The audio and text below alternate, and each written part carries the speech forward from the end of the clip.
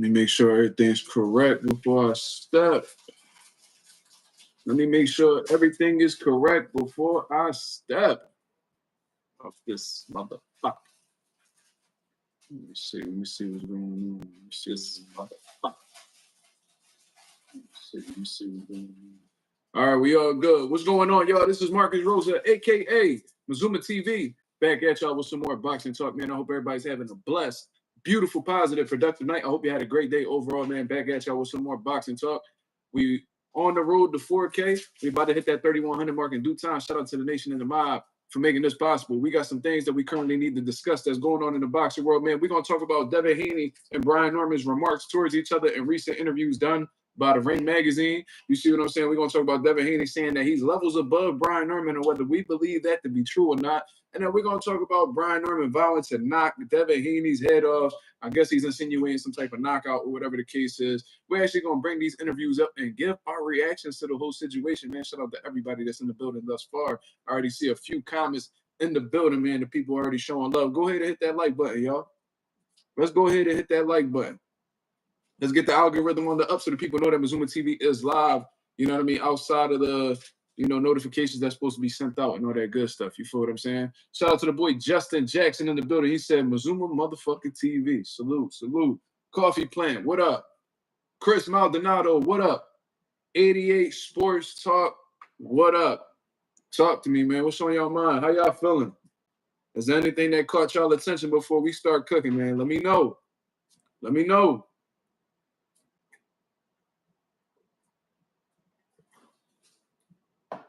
I'm looking a little crazy right now, but I call this shit hard work. You heard? I gotta start brushing my hair again and shit, man. I'll be falling off crazy. Be grinding so crazy, I don't even be worried about how I be looking. Should be treacherous out here. Justin Jackson said, I hope the fight don't look like Canelo and Skull, shaking my head. If not, I got Norman by KO. Hey, man. I don't know exactly what Devin Haney's approach is going to be, but I'm going to tell you this, Justin Jackson. I think I disagree with you to an extent. If Devin Haney decides to take that same approach, in my personal opinion, if he takes the same approach that he did in the Jose Ramirez fight, man, Brian Norman's going to have a tough time keeping up with Devin Haney. You see what I mean? And I heard Brian Norman say things like, he got fast feet too, and he's going to be cutting off the ring the entire time. It sounds good. It sounds good. And is it possible? Of course it is. Anything's possible in the sport of boxing, especially at a high level. But what fight has Brian Norman done to give us the reassurance that he's going to be able to cut the ring off with somebody like Devin Haney who has fast feet, you know what I mean, and has the type of reflex and the athleticism that Devin Haney has? He hasn't seen nobody like that. You know what I mean? But you can also make a case that Devin Haney hasn't seen nobody like Brian Norman in terms of like the size, the power, the youth. You feel what I mean? Because Devin Haney even admitted that this might be the first time that he's fought somebody who's younger than him. You see what I'm saying? So this is a great fight, man. I'm looking forward to it. I don't know what's gonna happen. You know what I mean? Like I really don't know what's gonna happen. I want to say that Devin Haney's the more experienced boxer, and because he's fought at a higher level, more consistently than Brian Norman has, who has yet to fight at a high level, I think that his experience will be able to carry him through the fight. And I think he might, completely outclass Brian Norman. But on the other hand, I could see Brian Norman really making this a tough fight for Devin Haney if he's able to, cut off the ring, let his punches go, get us some 50-50 exchanges, and possibly hit Devin Haney with a good shot. You know what I mean? Like, I could really see that happening as well. So, this is why I think it's a great fight. But in all honesty, when looking at, you got to trust Devin Haney's character more because we've seen him more at a higher level. I think a lot of people, especially, at a high level, I think a lot of people don't really talk about their experience as much. People always talking about power. People always talking about, aggression and, and all those things play a part in winning the fight.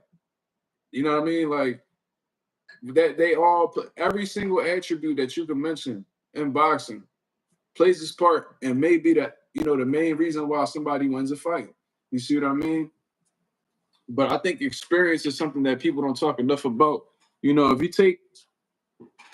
you have like a job that's in front of you, let's say construction, You know what I mean? And you got a younger guy. You have the potential to hire 2 different people for this job in construction. You know what I mean? You got this younger guy who, ain't really been around in the construction game that long, but he's strong, he's consistent, he shows up on time, all that good stuff. Then you got the guy who, may not be as strong, a little bit older. He got a few miles on the tank. And I'm not saying that's what Devin Haney is, but he done I think at this point it's safe to say in the pros, Devin Haney has experienced more wear and tear. You know what I mean? Like them been through, a little bit, been through a little bit more than Brian Norman in the boxing game. You got an older dude who, you know what I'm saying, he may not be as strong as a younger dude or anything like that, but he done been in the game for well over a decade or whatever the case is. He's done elite, like high level projects for years. You gotta pick. Are you gonna pick the young guy that may possibly have potential to, be a great worker for your business, or are you gonna take the experienced guy that has seen it all, you know what I mean, and could take your business to the next level based off of the knowledge he's attained throughout these years? I could see the pros and cons to both sides. You see what I'm saying? Do I think Haney's peak? I think. See, I don't really like to make those like assumptions until we see them towards the the later part of their career. You know what I mean? Devin Haney and Devin Haney the same age. You know what I mean? I'm a little bit older than Devin Haney by like a few months, from what I understand, because he was born in '98 like me. So I don't know if this is his peak. You know what I mean? We got to see how his career paying out. Now, if Devin Haney goes on if he goes on somehow, some way, he goes like on a losing streak, you know what I mean, sometime soon, yeah, this might be his peak. You know what I mean? But let's say Devin Haney goes on a crazy run. He goes on a crazy run for these next few years and beats his elite level guys. That may be his peak. So I like to hold back on those opinions until we see his career, paying out a little bit more. I think it's too early to say that. You feel me? To be honest with you, I don't really like to make those assumptions until, that fighter that we're talking about retires. Then we're able to assess his whole career and be like, all right, this was his peak. You know what I mean? This is where he fell off and all that good shit. You see what I'm saying? So, like Josh Taylor, shout out to Josh Taylor for, announcing his retirement and going on to the next chapter of his life. He did some monumental things in the sport of boxing. I think it's safe to say that the peak of his boxing career was when he became undisputed after the Jose Ramirez fight. That was one of his best performances, the Regis Prograis fight. That was like when he was at his peak. The Jose Ramirez fight was when he was at his peak. Then we could say his decline had pretty much happened when, he faced Jack Catterall. Everything seemed to go downhill from there. The first Jack Catterall fight, then the Teofimo Lopez lost, then he lost to Jack Catterall again, then he lost his most recent fight, eye injuries, shit like that. So I don't like to make those assumptions. That, like, if I was to say Devin Haney peaked right now and then, he goes to another level within the next 2 to 3 years, that take is going to age very badly, like hard. That'll age horribly. And I'm not into, making those types of assumptions right away. We got to see a little bit more. Silks Bando, what up? He says, only question I have, if Haney will have his punch resistance, he didn't get touched up for real last fight.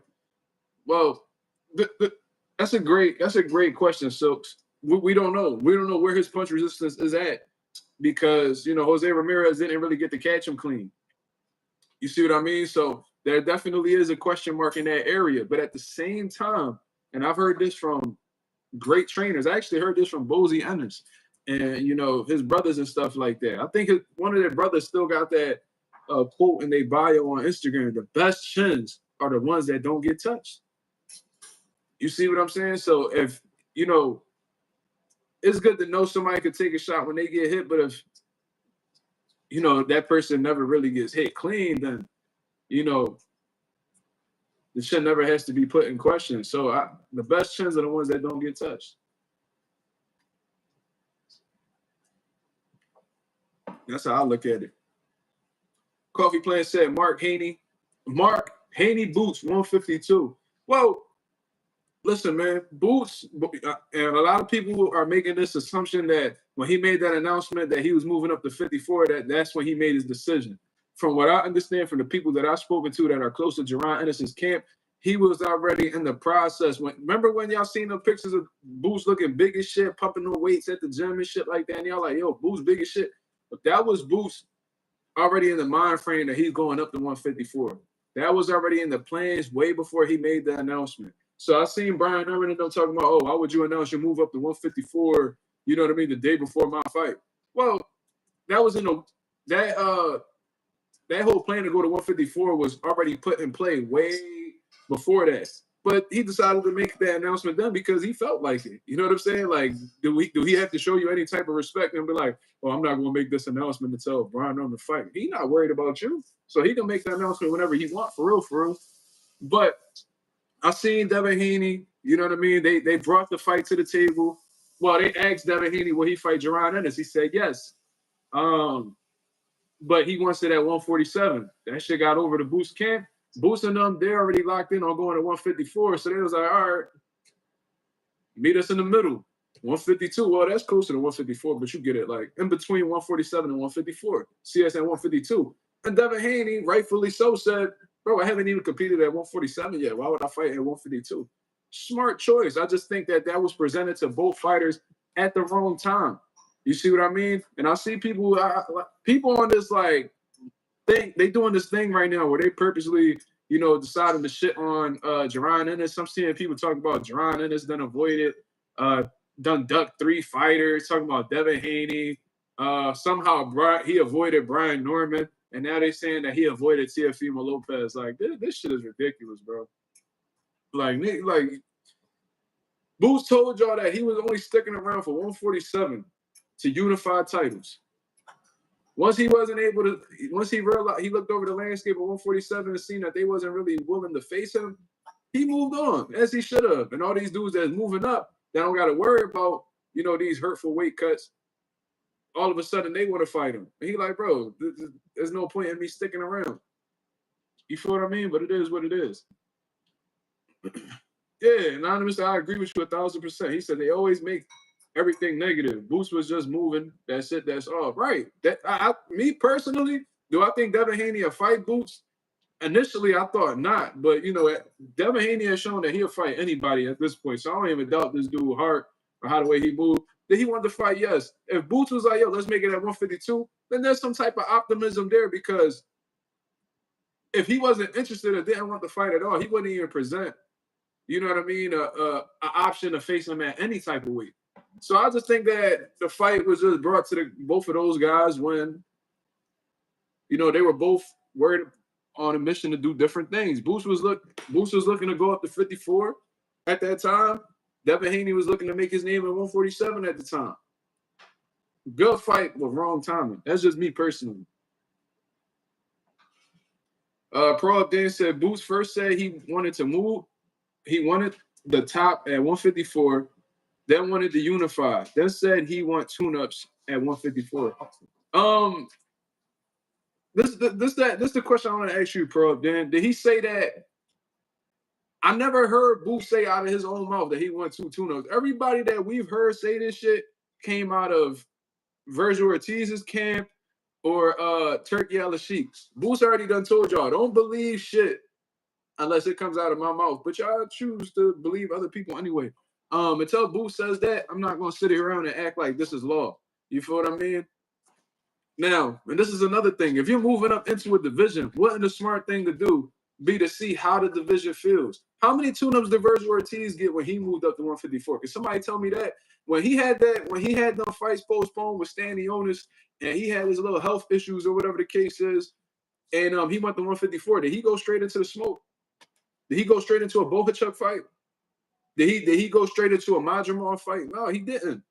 This motherfucker was fighting dudes like Frederick Lawson and shit like that. Were those credible opponents? Why wasn't Virgil Ortiz getting criticized for that? Why wasn't Virgil Ortiz getting criticized for that? Yeah, you fought Thomas Delorme, who was getting knocked out by Bud at like 140, fighting him at 154. Thomas Delorme ain't had no business at 54, and Boost sparked him at 147. You feel what I mean? So you fighting Thomas Delorme and Frederick Lawson at 154 pounds, and you mean to tell me, and I ain't hear nobody criticize Virgil Ortiz for that. You know why? Because typically when you move up in a new weight division, Tune-ups are involved because you want to get your body accustomed to fighting at that weight class. I already gave y'all multiple examples of all-time great boxers that had moved up in weight and done tune-ups as a result. Like, just to get their feet wet to get ready for the elite guys in the division. Andre Ward, one of the best examples that I could come up with, where HBO wanted him to fight Sergey Kovalev at 175 when he was currently at 168, and he was plagued with inactivity due to legal issues and stuff like that. He jumped into the division. Who did he face? Not in order, but he faced Alexander Brand. That was at I believe at that point that was 175. But then he fought one of the Smiths, I believe. Who? It was one of Eddie Hearn's fighters. He was a UK fighter. His name was, let me get that right. Paul Smith. So he fought Paul Smith at a catch weight of 172 pounds, from what I understand. Then he fought Sullivan Barrera, who was a solid contender. You know what I mean? He wasn't a world champion, but he was a solid contender. Then he goes and he fights Alexander Brand. So we want to be technical. Andre Ward took 3 tune-up fights before he got in the ring with the Crusher, prime Sergey Kovalev. I didn't hear nobody criticize Andre Ward for that. You know why? Because that's normal. That's not uncommon. That's actually a smart move to acclimate yourself to the weight class. Boots has been a career 147. He does not know what it's like to fight at 154 pounds. So if he wants to take, a fight to get himself acclimated to the division, let him do it. Because we don't criticize anybody else when they do it. What's the problem? And I'm seeing people talking about how Jose Ramirez was a tune-up for Devin Haney. So did Devin Haney go into the welterweight division with a tune-up? Come on, because anything above 140 technically is a welterweight, bout. Y'all was talking about Jose Ramirez as a tune-up.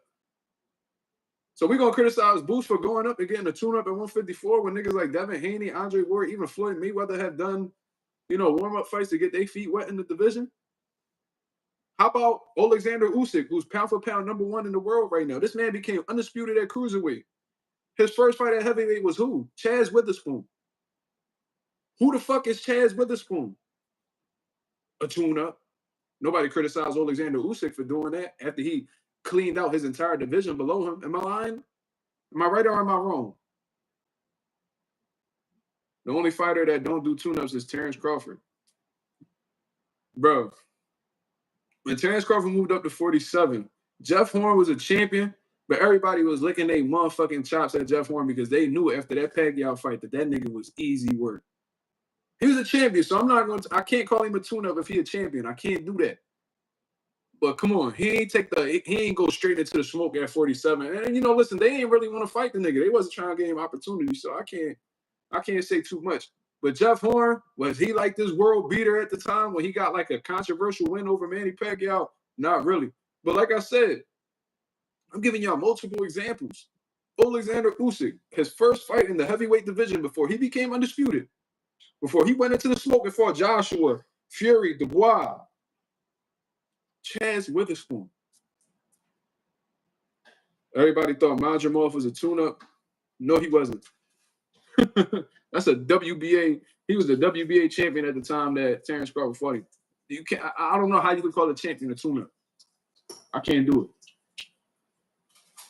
You know what I mean? And I think motherfuckers need to reserve their opinions on Boots until he get an actual fight announced, because everybody talking about tune-up. But what if this nigga Boots take a big fight against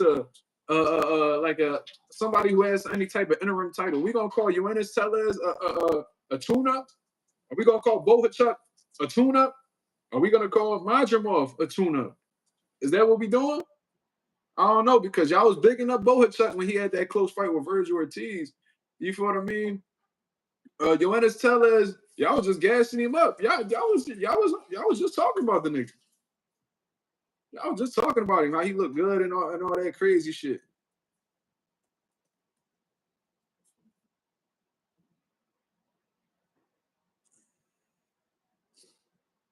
You know what I mean? When he was punching on J-Rock and shit like that, y'all motherfuckers wasn't saying all that crazy shit. But it is what it is. Yeah, a world champion can't be a tune-up. Tellez is solid. But if Tellez a tune-up, if Boost goes up to 154 to fight him,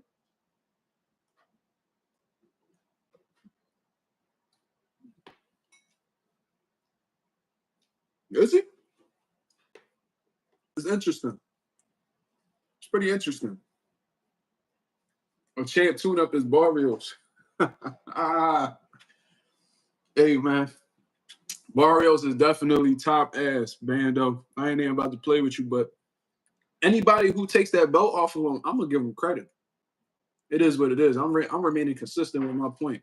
Do I think that much of Mario Barrios? No, I don't. But we do have to acknowledge him as a WBC welterweight champion of the world. And anybody that defeats him and strips him of that title, you got to give them props.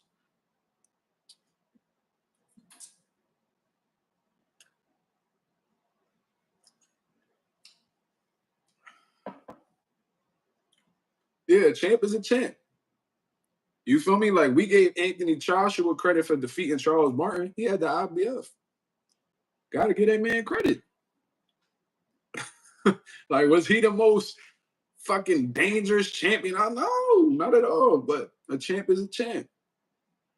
So it is what it is. That's just what comes with the game sometimes.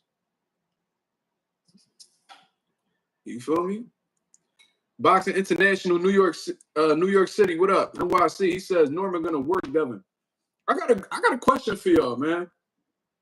How does Brian Norman beat Devin Haney? And then after that, I'm gonna ask y'all, how does Devin Haney beat Brian Norman? But let's get into Teacher Selvin. What up? Justin Jackson. What up? Where do I rate Tellez in the 154 rankings? I think Tellez might be a top. Is Tellez top 10? I don't know if he's top 10. He might be right. He probably like. All right, let's look at box. That's actually a good question. Let's look through BoxRec's like rankings. I know they rankings ain't the best, but let's just look through the rankings and see, like, you know what I mean? Let me look real quick.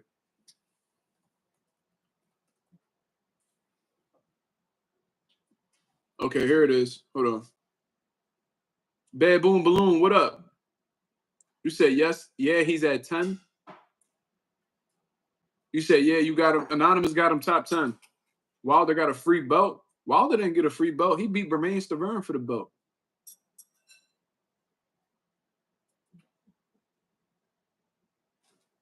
You know what I mean? I think Vitaly Klitschko vacated the title. Bermain Stavern and I think Chris Arreola had fought for the vacant title. I believe. That was a long time ago, man. Bermain Stavern beats Chris Arreola. Bermain Stavern is the champion. Deontay Wilder becomes the mandatory. They face each other. He beats Bermain Stavern by unanimous decision. And then he went on to have 10 title defenses after that. So, Bermain Stavern was a credible guy at the time until Wilder knocked him off. You feel me?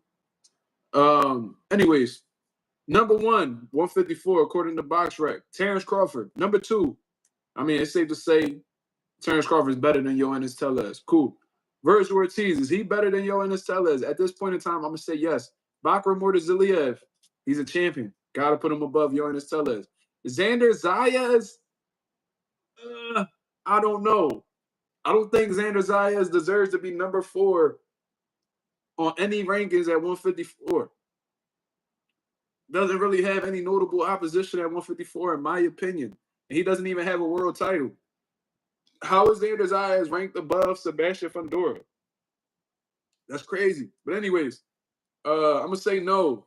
However, Sebastian Fundora is ahead of Ennis Tellez. Israel Madrimov. He came up short against Virgil, but regardless, that's still a former champion right there who's a strong contender in the division.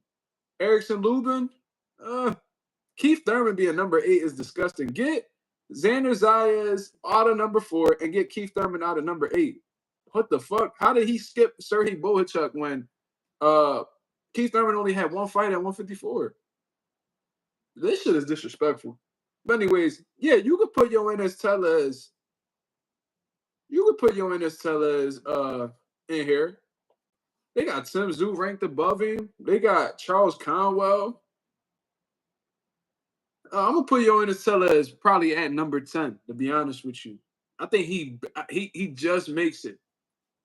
is a top 10 champion. So this is all opinionated, of course. This is all opinionated, of course. But is beating somebody in the top 10 of 154 pounds a tune-up fight?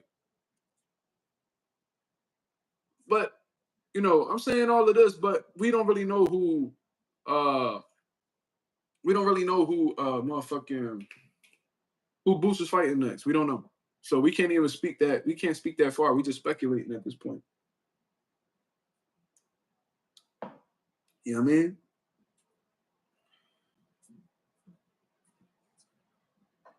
I'm looking a little crazy right now.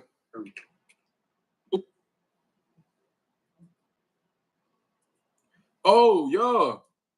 I should tell him. About voting for my son. Yo, so check this out. We got 26 people in the building, man. Yo, listen, check this out. My son is signed up in a competition right now for being the Tyler of the Year. You see what I'm saying? I'm gonna put the link in the chat. I want you guys to do me a favor, man. I want y'all to put a vote in for my son, Micah Rosa. You see what I'm saying? He's signed up for a competition right now. You know what I mean? If y'all fuck with me, y'all fuck with the channel and shit like that. Y'all know how big I am on being a father, fatherhood, all that good stuff, man. He has a couple days to, get that first place status. You see what I'm saying? He's currently 4th place from the last time I checked. So if we could get these votes up to put my son in position to possibly win, that'd be very much appreciated, man. Just give me 1 second. I'm gonna put the link up. Give me 1 second.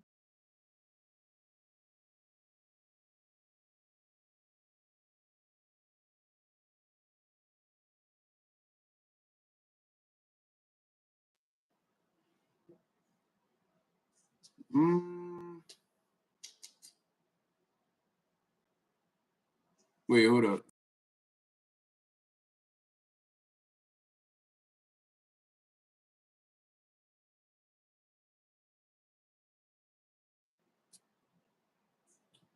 All right. He said, if y'all don't vote, y'all pussy. I like that energy. Yo, do me that quick favor, man. Listen, this will mean a whole lot to me and my son, man. You know what I mean? If y'all don't do it for me, at least do it for the child. You feel what I'm saying? Hold on. If y'all don't do it for me, just do it for the child, man. You know what I mean? Let's do it for the babies. You heard? This could be really huge for my son. So if you guys could go ahead and vote, that'd be very much appreciated. That's the link right there, You feel me? Jay Brumfield in the building. Yeah, go ahead, please. If y'all vote, once y'all get that vote off, please let me know in the comments, man. I'm gonna shout y'all out, man. I'm highly appreciative of everybody that's, contributing to the vote. And I'm gonna keep reminding y'all as well. You feel me? But anyways, Jay Brumfield says Norman knocked out tomato cans. It is different at an elite level. Norman is all power. The sparring knockout is great, but elite fighters rarely get knocked out. Devin boxing circles around Norman. Shout out to Jay Broomfield for that comment, man. I appreciate your opinion, brother, and I definitely see what you're saying. When I've thought about this fight over and over again, man, all I'm really seeing is how difficult of a style that Haney's will be for Norman. You know what I mean? The Norman seem confident. You know what I mean? They feel like they had the recipe to defeat Devin Haney. They say they got fast feet too. They say they're gonna be cutting off the ring the whole night. They genuinely feel like they're gonna knock Devin Haney's head off. Shut him down. What up? He said, yes, sir. Consider it done. My son in Philly now having a campus visit for Villanova. That's beautiful, brother. Shout out to you, man. I heard good things about Villanova. I personally was only in college for a limited amount of time. I ended up dropping out. But shout out to everybody that decides to go that college route. You know what I mean? Like I said, I've heard good things about Villanova, and from what I understand, their campus is beautiful. You know what I'm saying? So salute, salute, salute. Shout out to you for being a great father, brother. You know what I mean? Getting your kid, keeping your kid focused to go all the way to college. That's a beautiful feat, man. Shout out to you and the mother of your child for keeping his head on straight. And shout out to the village that's behind him as well. That's a beautiful thing. Beautiful thing. I love to hear shit like that. Boxing International says Norman cutting the ring off. Okay. But that's your opinion, brother. We really not gonna know until November. But at the end of the day, You know, what have you seen from Brian Norman that reassures you that he's going to be able to cut off the ring? Is it because you want to see him cut off the ring? Is it because you just rock with him more than Devin Haney? Or have you seen footage that gives you, you know, that confidence that he's going to be able to do so? Because I ain't going to lie to you. I've seen some fight footage from Brian Norman, and I'm not too sure whether he's going to be able to deal with the foot speed of Devin Haney. I think that's going to play a vital role in why Devin Haney comes out victorious in this fight. You know what I mean? I see Devin Haney making this a boring fight. I see him getting into this Jose Ramirez bag. Oh, you don't got Facebook? Damn. Yeah, man. I think the only way they'll let you vote outside of having a Facebook is if you contribute $10 or some shit like that. But if you can't do it, you can't do it, man. It is what it is. I appreciate everybody that's making the effort regardless. But I could really see Devin Haney getting into this Jose Ramirez bag and completely outclassing Brian Norman. I could see that as a scenario, but what I could also see is Brian Norman being a great counterpuncher that he is, and being the rough, resilient fighter, durable fighter that he seems to be. I could see him walking to Devin Haney, you know what I mean? Tight defense, cutting the ring off and blasting with power shots and ultimately discouraging Devin Haney. You feel what I mean? To be honest with you, I think the way that Brian Norman wins this fight is that he almost got to be okay with getting hit. You feel what I mean? I don't think he has the best defense in all honesty, and with the type of hand speed that Devin Haney has and the punching accuracy that he has as well, it's hard to say that Brian Norman goes into this fight without getting hit. I think he needs to be the aggressor. I think he needs to be cutting the ring off effectively, beating Devin Haney to the direction that he's going. And whenever Devin Haney stops to let his hands go, he needs to be punching in between shots. And with the type of counterpuncher that Brian Norman is, that should be something that he should be able to do consistently throughout the fight. If Devin Haney is cut off and he has nowhere to go on the ropes, Brian Norman needs to be looking for ways to take the legs away from Devin Haney. Devin Haney's best attribute from a defensive standpoint, in my opinion, is his legs. I think that's his first line of defense. I think that's his best line of defense, to be honest with you. You know, I don't look at Devin Haney as this dude who could sit in the pocket and make you miss like a James Toney, you know what I mean, like a Wilfred Benitez. I don't see him being that type of fighter. Devin Haney usually avoids big shots by either using his reflexes or using his feet. Take away his feet, he'll be more of a sit and duck, and that allows you to implement your style more effectively throughout the fight.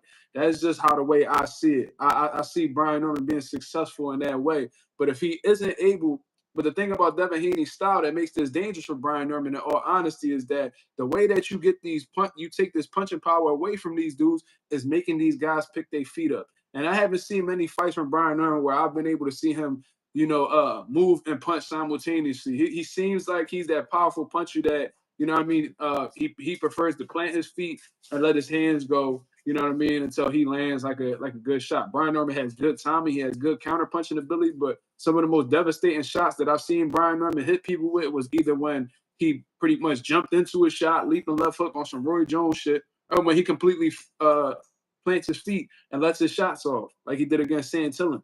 You see what I'm saying?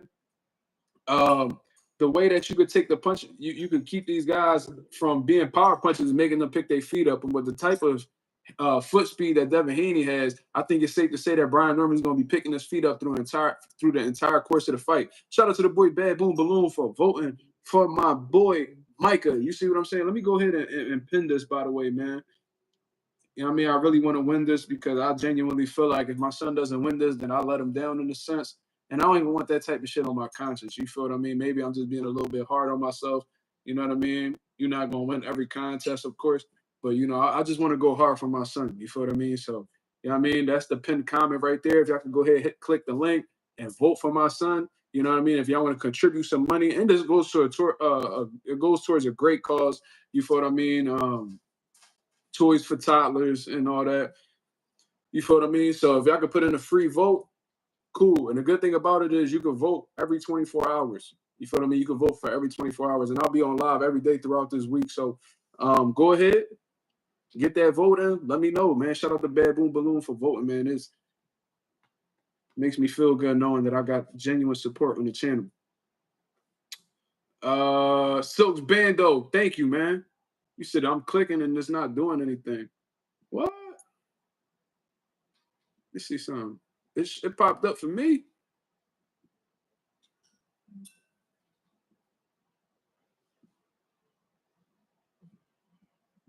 Popped up for me. I just clicked it. I don't know, Selvin. I don't know. But shout out to Silks, Bando, and Bad Boom Balloon for voting for my boy, man. I love it, man. Thank you. Let me see. Dangerous Desire Bully said, you see all the channels talking about Boost Duck Devin. Stuff like that is why people don't like him. Well, we can't. I never heard Devin Haney say, hey, shut him down, man. I appreciate that, man. Thank you. Thank you. Thank you, man. But back to Dangerous Desire Bully's comment. He said, you see all the channels talking about Boost Duck Devin. Stuff like that is why people don't like him. Well, we can't really blame Devin for that because Devin's not the one spreading this narrative. He just spoke he spoke his truth as to what had happened and why that fight wasn't you know what I mean, why that fight, wasn't able to come together. You know what I mean? He's not the one running around talking about, oh, Boost duck me, Boost duck me. He never said that. You feel what I mean? The fight was offered to him. He said yes. Boost and them was entertaining it. They said, can we make it happen at 152? Devin Haney said no. They wasn't able to come to an agreement. It is what it is. Kai Fly, man. Shout out to Kai Fly. He says, just voted King. The love you have for your son is super commendable. And I'm praying you and him. I'm praying for you and him. And you said, am I BM? Yeah. Appreciate that. You was chilling until you said that last part. But anyways, I appreciate that, brother. Thank you. Yeah, man. She need all the prayers she could get off this motherfucker. Teacher Silver said, I'm trying to click copy and paste and nothing happening. Just try to click the link straight up, brother. Maybe, I don't know. Maybe it's your phone, man. You probably got an Android. I don't know, man.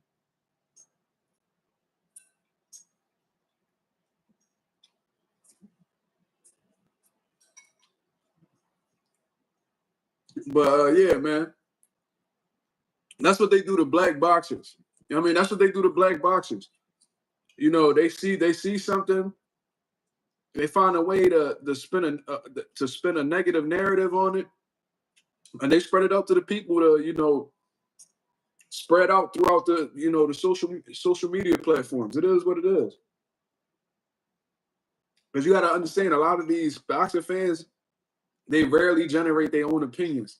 You feel what I mean? Not everybody like the nation, like us. You feel what I mean? That can speak their own mind and provide their own opinions, and we be able to have some type of dialogue, just speaking on things and how we see it. A lot of boxer fans, they'll read some shit from a channel that they fuck with. They'll perceive that as the truth. Don't do no research behind it, and then they go ahead and say, it. And sometimes I could tell, like I could hear a platform say a certain thing, and then I'll see a boxer fan in the comments say it the same exact way as that media outlet, and I'm like, oh, I know where you got that take from. There's no originality behind these dudes' opinions at all. That's why I don't even be listening to these dudes half the time. That's why y'all be asking me to go on different dudes' platforms. It's like, for what? For what? First of all, I don't fuck with niggas. That's one thing. I don't fuck with niggas. And then on top of that, I don't like to talk to idiots, bro. Because if you talking to two idiots, guess who the third one? You, nigga. So why the fuck would I even care to even speak on these guys?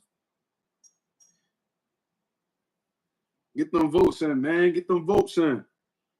Tyler of the year. Let's get Micah Rosa to Tyler of the year, man. He's still ranked 4th place, man. Let's try to get him to 3rd. Let's try to get him to 3rd. Look at that picture of my son. They're not going to give him a vote. Come on, man. Let's get it popping. My boy Ralph in the building. He said, you can't win with them. Boost don't fight Haney. He ducks. He fights Haney and beats Haney. Haney was too small, was moving up. Will be said as an excuse. Yeah, if that would definitely be a thing. Oh, well, Ryan Garcia made him chinny. Oh, he already got punished by Ryan Garcia. He was damaged goods. You already know how that should have go. But regardless, let's say if Boost was to defeat Devin Haney, I got so much of a respect for Devin Haney. I would give Boost all the credit in the world for beating him. Aaron says, I feel you, Mazuma. You in my head. What that mean? You in my head. Real boxing lane. Shout out to the boy Aaron. Salute, brother. You know what I mean? But Devin Haney doing these interviews with Ring Magazine, he feels like he's levels above Brian Norman. Let's actually pull that clip up. Let's actually pull that clip up so we can hear what he's saying verbatim. You feel what I mean?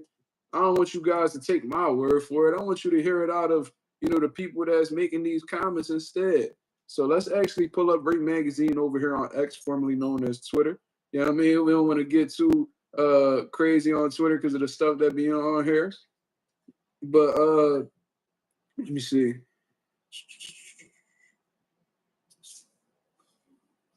Let me see. Where is it at?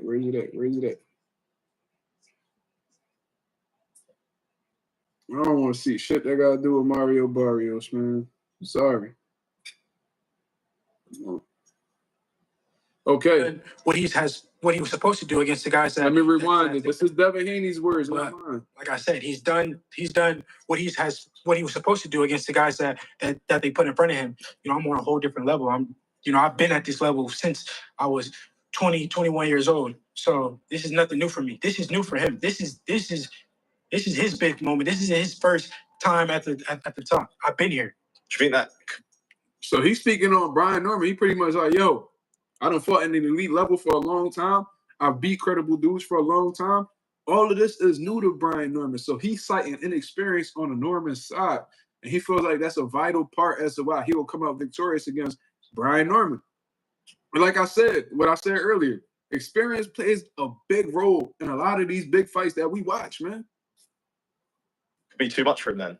No, it will be too much. You know, against a guy like me, you know, like I said, I'm going to show that I'm levels above him. I've been fighting these guys at the top level, the best of the best fighters in the world for some time now. He hasn't.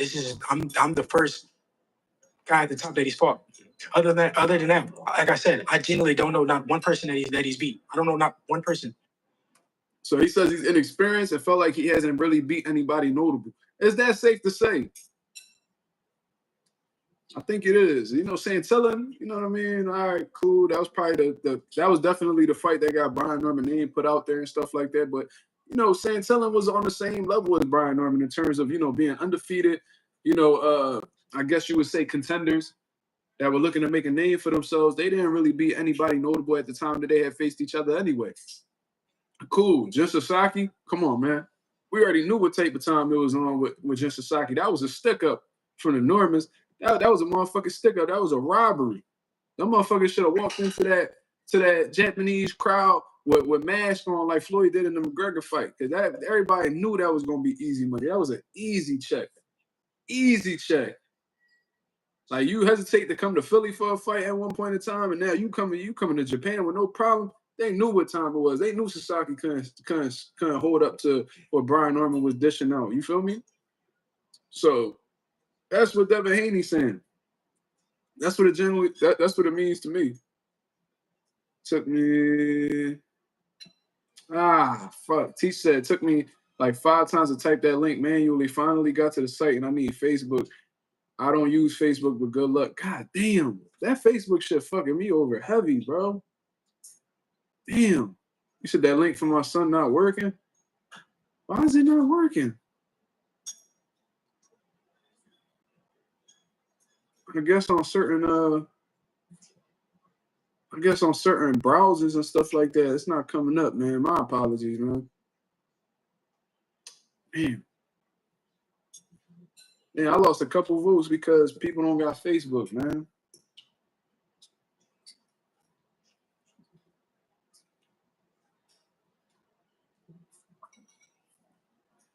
Oh man.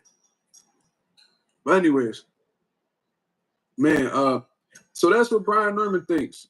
I mean, that's what Devin Haney thinks. He feels like, you know what I mean? Brian Norman hasn't really fought anybody like him. He's inexperienced, and he feels like he's been doing this for a long time, so he knows what it takes. Brian Norman doesn't know what it takes because he hasn't never faced somebody on Devin Haney's level, and I guess that's what gives Devin Haney gives him his psychological edge going into this fight.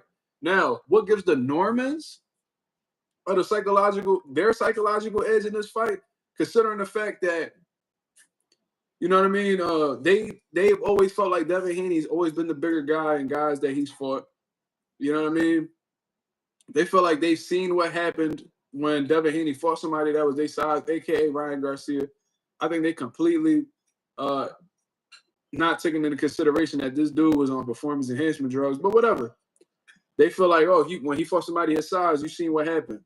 You know what I mean? So they feel like they the same size as Devin Haney, if not bigger. They've been at the weight class longer. You know what I mean? It's safer to say that they're fully acclimated welterweights when Devin Haney is not. So they may have that thing on their side.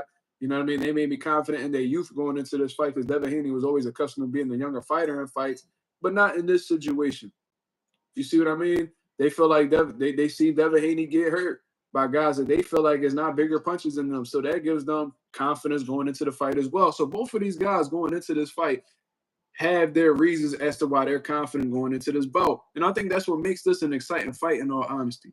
You see what I'm saying? So I don't know if Ring Magazine put it up Brian Norman's part of the interview. I might have to pull this up on YouTube. But Brian Norman spoke his piece as well. You feel me? So let me see if I could pull this up for y'all to hear, of course, because I can't share the screen, unfortunately. But the headline of this video that was posted about 9 hours ago from Ring Magazine said, I'm taking Devin Haney's head off. Giovanni Santian, you knocked him out. That was a bloody fight. You arrived on the stage. Now you're a champion. And then you go to Tokyo, which is a boxing hotbed, and you scored, which I think is the front runner for knockout of the year right now against Jin Sasaki. Has it kind of, I know you've been working hard for a long, long time, obviously with your dad, Brian Norman Sr., but does it feel like now you're kind of getting the success quickly that you deserve? I mean, I'm doing what I'm supposed to do. I'm just knocking names off this. I'm dropping bodies. I'm making highlights day in and day out. So I'm just doing what I'm supposed to do, going into the gym, doing this and doing that. Come in front of these mics, talk my talk real quick. So, shoot, I feel like it's well earned. What was the experience like in Tokyo? Because that's one of the best boxing markets in the world. You fought a name over there. It was a spectacular knockout. And we know how big that is for boxing fans. I mean, I loved it out there. It was a blessing to go out there. First of all, shout out to Mr. Honda for bringing me out there as well.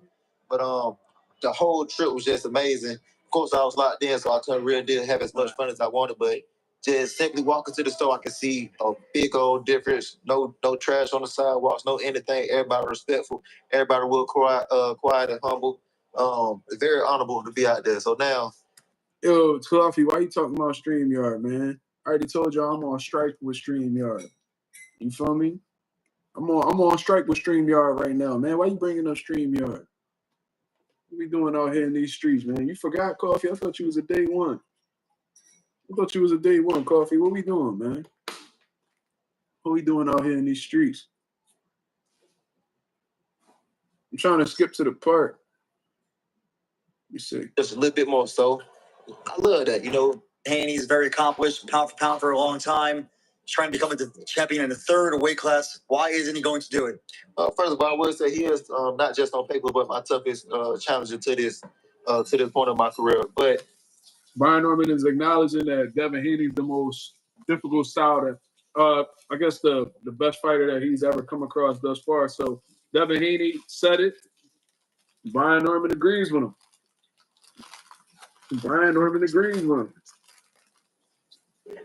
you said, why did I take this fight? No, I'm saying, why won't he be able to beat you, in your opinion? Oh, why won't he be able to beat me? Because of who I am and what made me, my whole character, my charisma, my energy about myself. It's just, I was made for this. This is what I'm bred to do.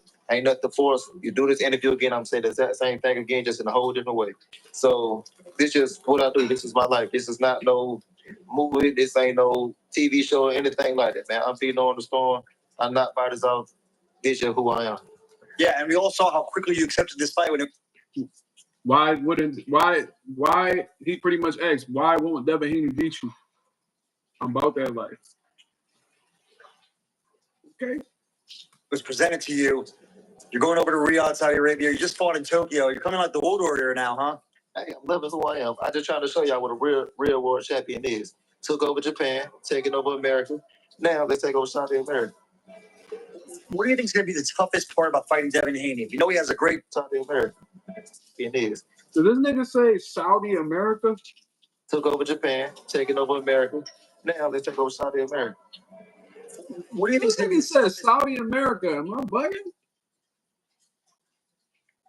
I never heard of that in my life. What is Saudi America? Is that some shit?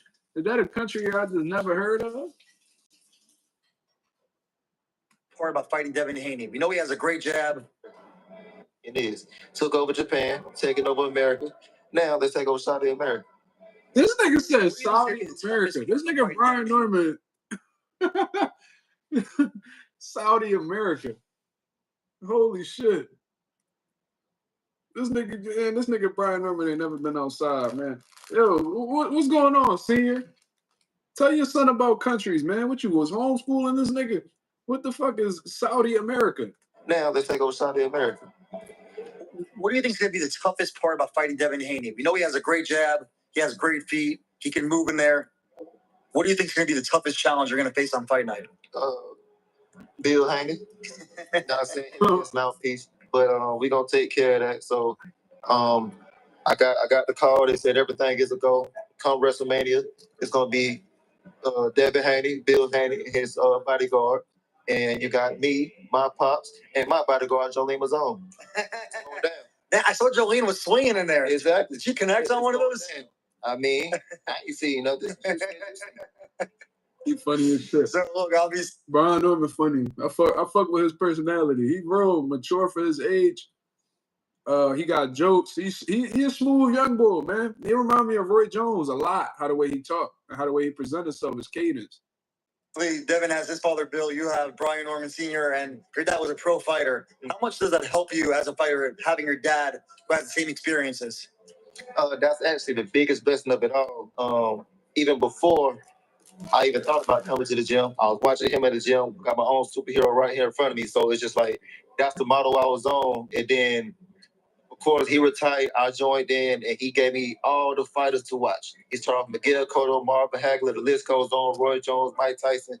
And I just took all that, and I just, I digested it all, and I'm still digesting still to the day. I'm just adding it to my game.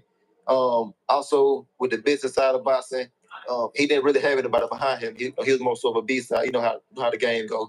So he could tell me all the bad things to look out for. He could tell me all the good things to look out for. So it's the biggest blessing of it all. That's with boxing and outside of boxing. Of course, he was a boxer, but also he's a human. He's a man. At the end of the day, he's my pop. That's my pop. You feel me? We just alike, walk alike, talk alike, even dress alike. I know I dress a little old. Leave me alone, brother. But you feel me? He just teaching me the game of life and simplifying it all. So like, that's why I come in so kind of cool the way that I am. Hey, it's refreshing, you know. That his whole recipe and just keep doing the same thing. Now, let Floyd have his thing. That worked for him. That was his bread and butter. That was his blueprint. Let him have his thing. Be yourself at the end of the day. In front of this camera, outside the camera, but we talk outside the camera. You talking to the same person right now. I'm pretty sure you can contest to that. Of course. Just be yourself in front of these cameras, outside these cameras, and you gonna have everything you want. The fan base, all these big fights. Look at me. I'm fighting Devin Haney on the turkey card, Riyadh season. So you don't have to fake who you are to get all these big fights. You just keep doing your thing in the ring. You just stay disciplined, stay consistent, and stay on your pivot. That's all it is. This guy's a pro. I agree. Bro, he's looking into the camera. Hey, I was born in Berkeley. I love it. Now you're from the South, Southern gentleman, I see. Are we going to see a big fight return to State Farm Arena in Atlanta? I know Atlanta's really thirsty for it. It's a big fight town, but it really hasn't had a lot of big. Yeah, he's a likable character, bro. I ain't gonna lie to you, man. I fuck with Norman Jr. How the way he presents himself, how he speaks. He's very well spoken. You don't really see that a lot amongst, boxers. A lot of boxers, you know what I mean, they don't prefer to talk, and if they do talk, you know what I mean, they on some delusional shit like Teofimo, say stupid shit. Had plural, like uneducated idiots. You feel what I mean? Dope fiends.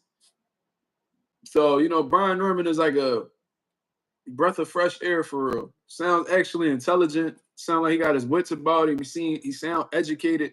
And, that's typically what happens when niggas got their fathers in their life. You feel me? Just saying. Fights there in the last, what? Good fathers. I'm going to just say that. Active fathers. They got their shit together. 10, 20 years? Sure, man, it's time to change that. And God's will, I take care of business come November, and then hopefully get a State Farm fight after that. And you were mentioning all the fighters your father showed you. You mentioned Marvin Hagler, Roy Jones. Do you have an all-time favorite? Roy, all day long. Roy, I got Roy. Ironically, Roy is his favorite fighter. Nigga sounds just like him. 1, Floyd 2. Now this where the list get all scratchy. I ain't go put no numbers on it, but James Toney, Mike, Marvin, Salvador Sanchez. Okay. Shoot, Mike McCollum. the list goes on, and man, I can name some fighters all day long. Time and Hearn, the whole four, I can't even. The fact that he mentioned Salvador Sanchez and he's as young as he is, his dad taught him real well because I asked, I got young fighters. I asked them, do they know who this guy is? This guy, they don't know, bro. Like a lot of these boxers, especially these younger guys, they not students. They just box. They don't really take the time to study anybody. You feel me? I had to put my young boy on Ben Rodriguez the other day. He's like, who's that? I'm like, this shit crazy. But for Brian Norman to be that young and be that well-schooled on older fighters, it's impressive. I just got real big on Ray Leonard, to be real with you. Because I used to hate him because of Marvin Hagler, but now I can't help but accept it. That boy bad. You feel me? The boy bad. He nice. Still don't like it for the Marvin Hagler fight, but the boy nice. You feel me? So just a whole bunch of guys, and then like even outside of just the necessary boxing aspect, the mental aspect of it, Floyd and Bernard Hopkins, they stuck out to me a lot. Plus Andre Ward, because just the simple discipline and consistency that was on. And I love that. It's just basic. Just do the same boring thing every day. That's all it is. So now, it may be boring because, you want to hit the push, you want to do this, you want to do that, but you got to find joy in it. So people love watching fights and trying to study fights or whatever, but you look. T said, why no one ever mentioned Camacho? Hector Camacho was Danny Garcia's favorite fighter. Fun fact. At the celebration. The real thing you need to study is the training sessions. Okay, why was Floyd so bad? Go watch the training session. You see the end game when he fight. That's when he bring it all together. Go watch when he worked on that simple step, that simple jab, the simple right hand. Go watch Roy Jones. Okay, you watch a fight, you say he's so unorthodox, he's so this, he's so that. Go watch him when he trained. He doing something very, very basic. He's breaking it all down. So don't confuse yourself. Just make everything simple. Well, being from the South, I would have been disappointed if Roy Jones wasn't your favorite. So I'm happy to hear that. Let me also say this. Man, everybody done met Roy Jones around me but me. Roy, man, what's up, dog? I'm just trying to conversate politics. What's up, man? All right. You never met Roy? I met Roy, nigga. That's crazy. Roy easy to find, too. He be everywhere. There you have it, Roy Jones. Here's the message to the legends. Yeah. I'm trying to pick his brain. That's it. You mentioned the clubs. Something tells me you're not a club guy. I don't know what to tell you that, man. I don't know what to tell you. No, I really ain't, I don't really care about all of that. It's just like, okay, Atlanta real big for strip clubs. So you trying to tell me I got to sit here and fight for my life, for my money, literally, and I'm finna go in the club and just throw it at somebody just because they shaking a little something in my face. When I can sit here and just talk game and talk to somebody or whatever and get that for the free ski. You feel me? I like that. I fuck with this nigga. It's just like, that ain't my whole life. And then even a club, what we gonna do? Just get a little section and just look like we the biggest bosses of it all. You see how we sit here chilling right now? This is how it is in the club. Just big old section of folks just sitting like this. You got your body girl come out with the sprinklers or whatever that they do. That little thing. And then you got your people over here like this in the session just recording and everything like that. And then they go about their business and everybody just like this again. So like, what's so fun about the club? Like, you get the big bill at the end of the night. Yeah, so it's just like ain't nothing fun about the club for real. I agree. It's just some music, chill with your folks, man. You can do that at the crib. You don't need to spend $1 million just to have a good little time. All right, your father told you well, you're trying to keep on to your money that you're making right now. Yeah. What does Brian Norman Jr. do in his spare time now? You watch TV? Do you some outdoor stuff? Shoot, I'm B. I'm B. I do my own little thing. I like vibing and chilling, politicking. Shoot, you can get. I'm a seeker of knowledge. That's my main thing in life. I love knowledge. I want to pick your brain, his brain, everybody's brain. What got you into all this interview and stuff? What made you want to do this? Okay, you behind the scenes. You on the camera. Why you like being in front of the mic? Like what's your whole little thing on that? Okay, how long you been in it? Things of that nature. Like what inspired you? And my main thing is, of course, after boxing, I love to be an actor as well. And how do you say your lines and be so calm and cool without the praise, without anything? It's so quiet in the room, and you got to know your lines and say your lines. You just looking at somebody stare at you dead in your eyes the whole time. They not applying you, saying good job, shaking your head like you're doing anything. So it's just like these things of that nature. I just want to know how everything works. And then, of course, outside of my seekers of knowledge or whatever, I like having a good little time for it. The TV, chilling with my girl, chilling with my family, things of that nature. Walk up the mountain all the time. I just like having a good little time, man. I'm trying to go fishing, but my pops, he be playing games with me and everything like that. You feel me? But just like having a good time. All right, quizzive young man, I like it. So you said you like movies. What's your favorite boxing movie? That was disappointing me now. Rocky 3. Clever Lane, shawty. Okay. Clever Lane. Thunder Lips. Yeah. that's a wild day. I just want to say that for I would say Rocky 3 just because of Clever Lane, but Rocky 2, I feel like that one was perfect. Rocky 2 was perfect for me. Rocky 4 is my favorite. I'm gonna say, hold up. That's Rocky, but my favorite Rocky. I'm gonna say Rocky 4 also. I still watch it to this day, but the reason why it's not my favorite, look at they kicked my boy Apollo, dog. You feel me? That's my dog. You know what I'm saying? He was Muhammad Ali for real. You could tell he was shaped after Muhammad Ali. Oh, for sure. Yeah, that's my dog though. All right, well, you're making your own movie right now in real life. What are we going to see when you fight Devin Haney November 22nd? You just comedy. We out here making movies, man. I made a move out there in Japan. I made a move with my first fight to become champion. Shit, I just keep on dropping hits after hits, man. So come November, it will be another one. And you see what everyone's saying, obviously. Brian Garcia caught Devin Haney with a lot of left hooks. You have a big left hook. Have you watched those fights? And is there something you see that you're like, you know what? I can do that too. I haven't watched anything lately, but of course I watched it when it was live. And everybody just focused on my left hook. It's more to the game. It's more to the game than just a left hook. No, your jab was nice. You were jabbing to the body nice against Sasaki, yeah. It's even more than that. So I got a jab, I got feet, I got this, and I got that. So he gonna be looking out for the left hook. What about the right hand? What about the jab? What about the upper? I'm cutting the ring up the whole time, press you the whole time. You can't go nowhere. You think I'm finna load up? Ain't nothing loaded up. I just naturally hit hard. My hands are faster than what you think. Feel me? Don't let these cameras fool you. It's different in person. And I saw Brian Norman talking spicy. He says hands fast. He cutting the ring off. He applying that pressure. He not loading up. He just naturally hit hard. Okay. Talk Devin Haney. You guys got into it a little bit. He called you small. Okay. Now with that, why is everybody here fight small? And I have no experience. I have no this and I have no that. Why you fight me then? Feel me? I don't deserve to fight you. And your Right. So it's like, why you fight me then? You don't deserve no credit for this. Everybody. I agree with that.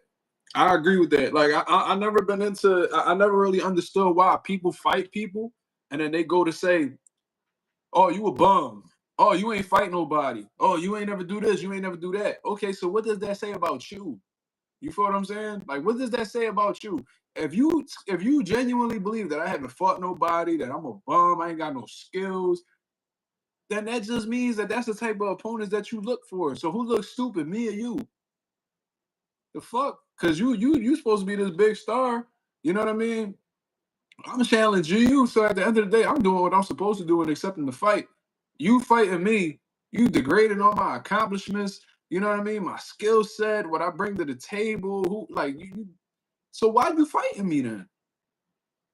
That don't really make sense. Like, niggas really, like, y'all took a page out of Floyd Mayweather book, but y'all didn't really take a page out of Floyd Mayweather book. Like, I remember Floyd was saying that Arturo Gotti was a C-level fighter and all that shit. But he was saying that, but little do people know, Arturo Gotti was the A-side going into that fight with Floyd because he was this fucking huge star out in Jersey, being the Italian boxer that he is, and how the way them Italian people would be supporting their fighter and shit. Floyd was the B-side going into that fight. So that's one. Two, I've also heard Floyd be respectful about his opponents and say that they a hell of a fighter. He's a hell of a fighter. He would talk shit, but he always gave them their props and what they brought to the table and shit like that. You know what I mean? Like, I remember Floyd sat down with Miguel Cotto during their face-off on HBO with Max Kellerman, and he was giving him respect the whole time. Why would he sit here and call Cotto all types of bums and being trash and all, when he know the main thing that Floyd would say is they not fucking with him. Like, he'll say like they good fighters, but they just not fucking with me. These fighters nowadays, they be like, "Oh, you a bum, you ain't fighting nobody, you not on this level, you haven't beat anybody good." And bro, okay, so what does that say about you, considering the fact that you willing to fight me, that you want to fight me? You signed a contract to fight me. What does that say about you? If I'm a bum, all right, then you fighting bums then. Okay, cool. Shit don't make sense. I don't like that shit. Why do you say it's too smart, they too this, too that? Why you fighting these guys? Who is eligible enough to fight you? Right. Who is eligible enough to fight you? That's how I feel about it. So now, on the flip side of it, Devin Haney, he is the eligible fighter in my book. Former undisputed champion, came up, beat Regional Pro grades as well. So He got the great Lomachenko on his resume. Even if y'all say he may have lost that fight, it was still close. So it's the great Lomachenko, and it was still close. Even if you say he may have lost. So it's just like big ups to him. And now, trying to take your head off, Sean. All right, well, there you have it. Brian Jr. trying to take Devin Haney's head Take your head off. November 22nd. Sheesh. Brian Norman sound very confident, and he's very sound mentally. That's what I gathered from this interview. Brian Norman is very mature for his age. For one, if you close your eyes and you ain't really look at Norman, you would think that this was a man that was in his 30s, that was, very much a grown up. And technically, he is a grown up, but y'all get what I'm saying, like a mature man. You feel me? You would never guess that Brian Norman was in his early 20s just based off of how the way he talked. Sound like just one of them OG down south people. You know what I mean? So great interview. Great interview. You made Mike Cobbinger act like you Brian Norman did that interview so well, you would think that Mike Cobbinger was good at interviews. So shout out to Mike Cobbinger for that. For putting that together, you know what I mean? Shout out to Brian Norman for conducting the interview as well. Well, taking part in the interview, not conducting it, but taking part in the interview. Very, very sound mentally, Brian Norman has shown inside and outside of the ring that he's very sound, mentally. To have that level of composure that Brian Norman has in the ring, you know what I mean? That speaks to his mental maturity. You know what I mean? How the way he's well spoken and he could throw in little jokes while running off, an answer and stuff like that. Like that takes a certain level of intelligence to do so. You know what I mean? When you multitasking like that, you know what I mean? Throwing in a little bit of humor and then, putting being truthful in your answers and stuff like that, doing all of that simultaneously, that's not easy to do, especially when there's a camera in front of you. You know what I mean? A lot of people get stage fright. They get shy during interviews. They can't think properly. So Brian Norman, I fuck with him. You know what I mean? I know that whole situation with Boost and all that, but you know what I mean? It is what it is. I fuck with the kid, bro. He seemed like cool people. I would like to actually interview Brian Norman Jr. I'm gonna try to see if I could do that. You know what I mean? I got his dad information. I would like to see if I could conduct that interview sometime soon. I think that'd be dope. That'll definitely be dope. And he makes a great point. You know what I mean? Devin Haney keeps talking about I'm too small and you know what I mean? I ain't fight nobody. Okay, so why you fighting me then? I actually think of you the opposite. I think that you a credible opponent. You know what I mean? I respect you. So seems like Brian Norman is going into the fight knowing exactly what's in front of him. But is Devin Haney underestimating Brian Norman? That might be a video that I'll put together tomorrow. Is he underestimating Brian Norman? Because everybody's at that point in their career where they haven't faced anybody. You know what I mean? And then they end up beating that somebody and they become somebody themselves. Like Floyd Mayweather. Floyd Mayweather ain't fight nobody until he fought Gennaro Hernandez. And there was a lot of people that was picking against Floyd Mayweather because he didn't beat anybody. And I'm not comparing Norman to Mayweather, but I'm comparing the scenarios, not the fighters, the scenarios.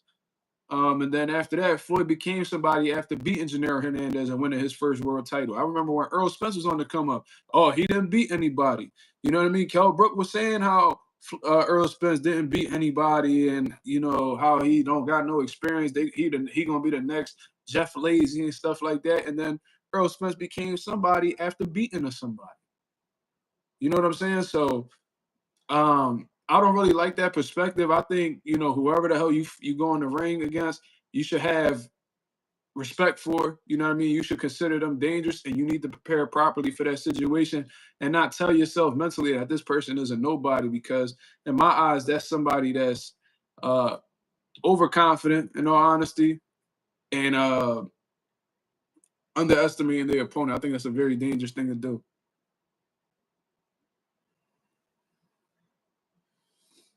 You know what I'm saying? But, at the same time, like with the experience that Devin Haney has, he understands that you have to take everybody serious. You don't underestimate anybody. And you train as if this is the biggest fight of your life each and every camp. I think they understand that as well. So, you know what I mean? It might not be underestimating them. It's just them having confidence in themselves. There is a difference. You feel what I mean? Aaron says Dev does have his hands full, but to be the best, you got to beat the best and not afraid to let your O go. Yeah, you sound like Keith Thurman, Aaron. Let me find out. Let me find out it's Keith Thurman in the building. If you could beat me, beat me. I got an O. I ain't afraid to let it go. Let me find out there's Keith Thurman in the chat, man. Anonymous says, I just think it's trash talk. They put dude on their dude on their list for a reason. Absolutely.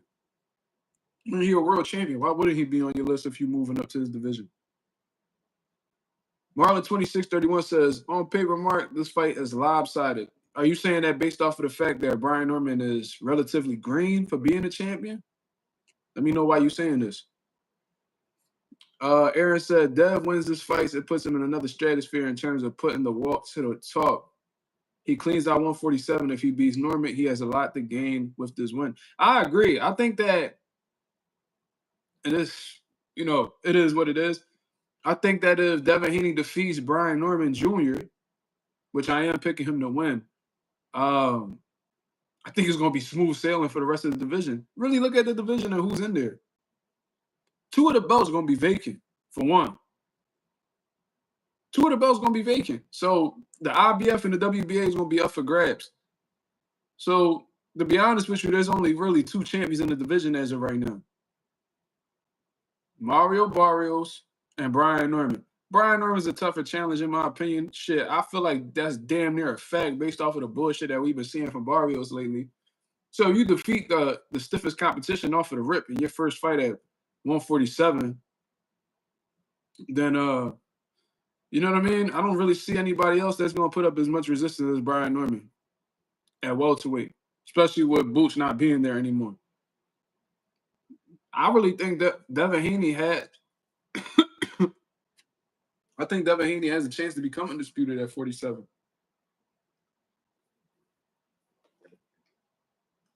Yeah, bro, because you already know when Boots vacates his WBA, they going to elevate Rolly to the full status champion. And I actually spoke to Rolly Romero today. He voted for my son as well, man. Shout out to Rolly Romero for doing that. You know what I mean? He voted for my son. I'm highly appreciative of that, man. That was a beautiful thing for Rolly to do. He said that he should be sitting down with his team next month to see what his next fight is going to be. And I was telling him, I was like, yo, bro, you're in a really, really prestigious, you're possibly in a very prestigious situation to get a unification fight with Mario Barrios. He was like, yeah, we'll see, man. You know how boxing is. I don't really believe things. He said, I don't really believe anything until, me and that person are in the ring. And I'm like, bro, I feel you, bro. So I feel you. I feel where you're coming from. So we had a little small conversation. But shout out to Barrios, because I ain't speak. I mean, not Barrios. Shout out to Rolly, because we ain't really speak in well over a month prior to that. Yeah, Rolly voted for my son, man. For those of y'all who just in the building, man, we got 21 people in the building, man. Look at the pinned comment, man, TylerOfTheYear.org. Vote for my son, Micah Rosa, man. We got 8 days. 8 days to try to get my son in the first place so he can advance to the next level. You know what I mean? If we could get this going, man, I would appreciate that very much. We was at 3rd place. I guess some other people, you know what I mean, they putting big money behind their kids to win this whole thing. So, you know what I mean? Let's get it going, man. Let's try to make it. Let's try to get that first place mark. We got plenty of time. So, you know what I mean? If y'all could really help out, I would appreciate that, man. I would hate to let my son down, man. So let's really do it. You know what I mean? Rolly wants you in his corner. No, you don't. You got great trainers, man. He won't. Salas is a solid trainer, bro. I don't know who else is involved with, his corner besides Salas. But Salas is he's a lot more experienced than me at a championship level, so why would he want me?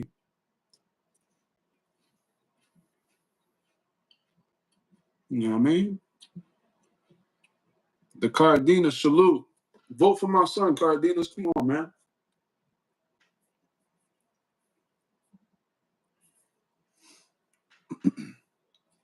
I would work Rolly corner though. I feel like I could show him some shit that he could work on. I think that'll make him more dangerous. I would work on with Rolly. First of all, I would tighten up his defense. I'll show him how to keep his defense sharp. You know what I mean? No disrespect to Salas at all. He's definitely improved under Salas, in my opinion, especially from an IQ perspective. But I'll have him vary his jab, utilize more feints. I think I'll make him. You just gotta click that link in the comments, Cardenas. You click that link, man. Verify with your Facebook. Get that free vote in for me, man. I appreciate that very much.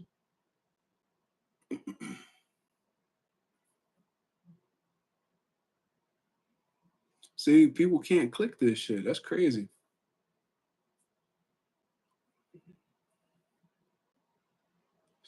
Yeah, get his head off the line. But Rolly got cracks. But Rolly got cracks. He has not. Yeah, he could definitely punch. I heard that from people that fought him in the pros. I remember I spoke to Avery about it, and he was like, "Yo, that nigga is strong." He said like shit. He hit me like with shit that wasn't even that clean, and it was moving me across the ring. Like he said, Rolly strong as shit. But Avery going back down to 126. He was just taking fights at 135 because he couldn't get no opportunities at 26. You know what I mean?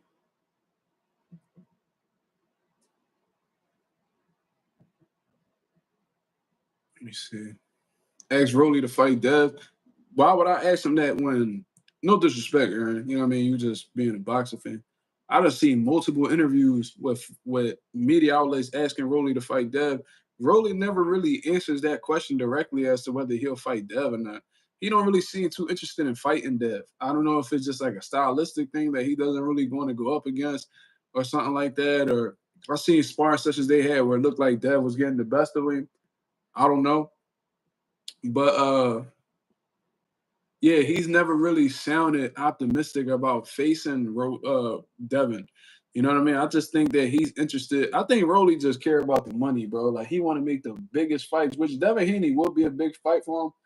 But I think that he cares about it being like a popular fight and a fight that, you know, he could like win at the same time. Like Barrios, that'll be a fight. That'll be a big fight because for one, it's a unification fight.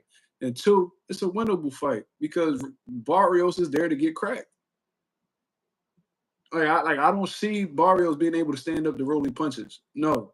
If you getting your shit rocked by Abel and all that, and Rolly applies that hand speed, the explosiveness with the power, with the great conditioning he typically has, while Barrios seems to fade in the mid rounds, he fuck around be fooled. He fuck around get stopped. Haney Rolly is a cash grab. Well, if Haney gets that WBO off of Brian Norman and Rolly has a WBA, that's technically a unification fight.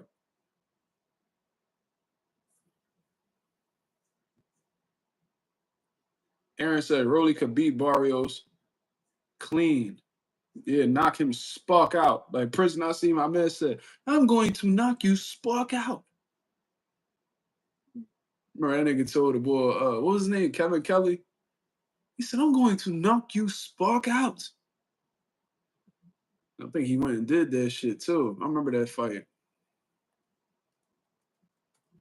I'm going to knock you spark out. Yeah, he knocked him out too. That's the funny part.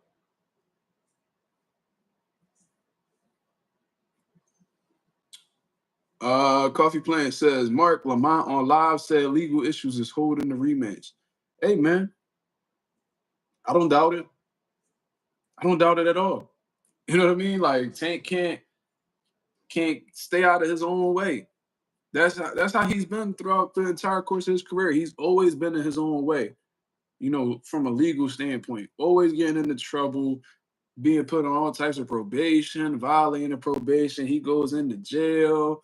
You know what I mean? He crying on the internet how the judge giving him problems, and you know, you over here lying to the judge, you getting caught in lies, and like I don't know. You was able to vote, typing it in, man. Salute, man. I appreciate that very much, man. Shout out to everybody that's voting for the champ, for the young champ right here, man. You know what I mean? Salute, salute, salute. I love it, man. Thank you. Damn. All these people voting, and I'm still stuck at 4th. God damn, man. I wish I had some. I'm about to hit up some millionaires, man. I'm about to hit up some millionaires. See if they can put some bread up there. Cause I think like if you pay $10, you get 10 votes, $20, 20 votes, etc.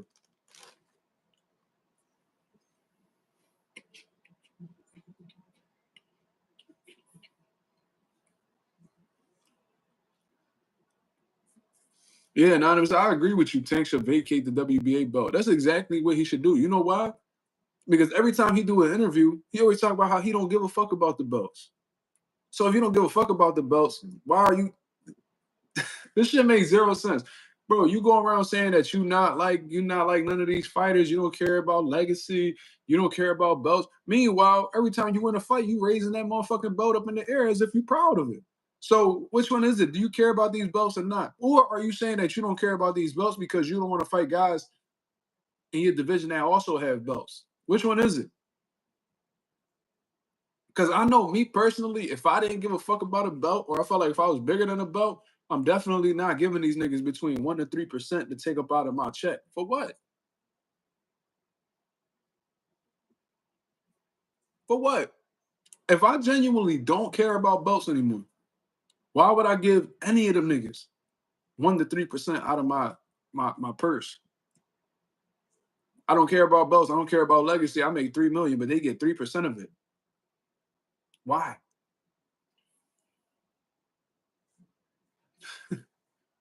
Like, I don't understand that.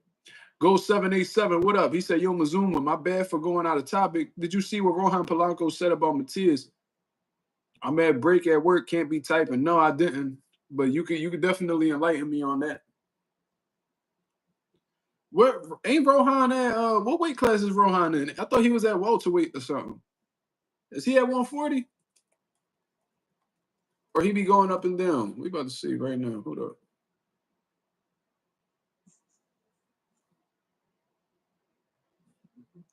It's not telling me what weight. He's at welterweight, so why he feel the need to be speaking about Matias? You fought Fabian Maidana at welterweight. John Carlos Torres is also at welterweight. Then you fought at 143, 142, 143. The lowest you ever been was 143. What are we talking about? So why he felt the need to speak about a 140 champion? Caesar said, you are not a real boxer, man. Would you like to box? Come to Brooklyn Gym. Why the fuck would I go to Brooklyn Gym, bitch, when I got my own boxing gym? How the fuck I ain't no real boxer? I don't come from boxing. I got my own boxing gym that got well over 300 members.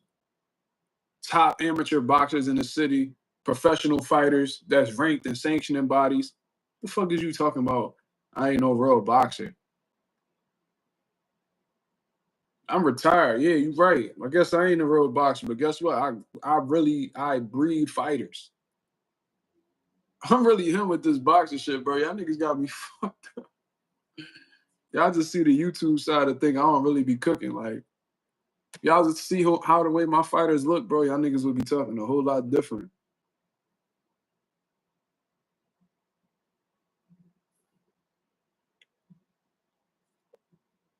You want me to come to Brooklyn Boxing Gym? All right, send me y'all list of fighters in which I got. I promise you I'll go to Brooklyn with my fighters. I promise you I'll go over there and clean that shit up. Fuck, I'm gonna go over there for no reason.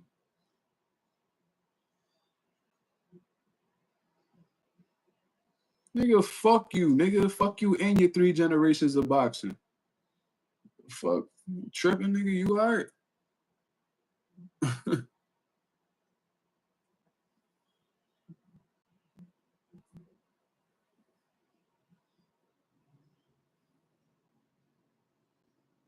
Where it come from, nigga? I don't nobody give a fuck, nigga.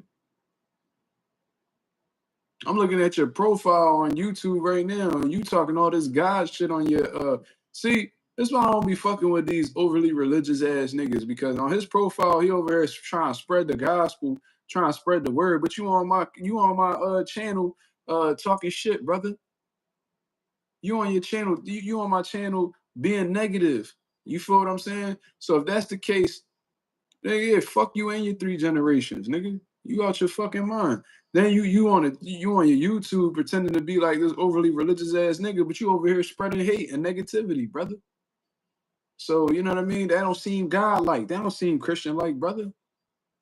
Cause you're being rude to me. Bitch, you started the whole shit.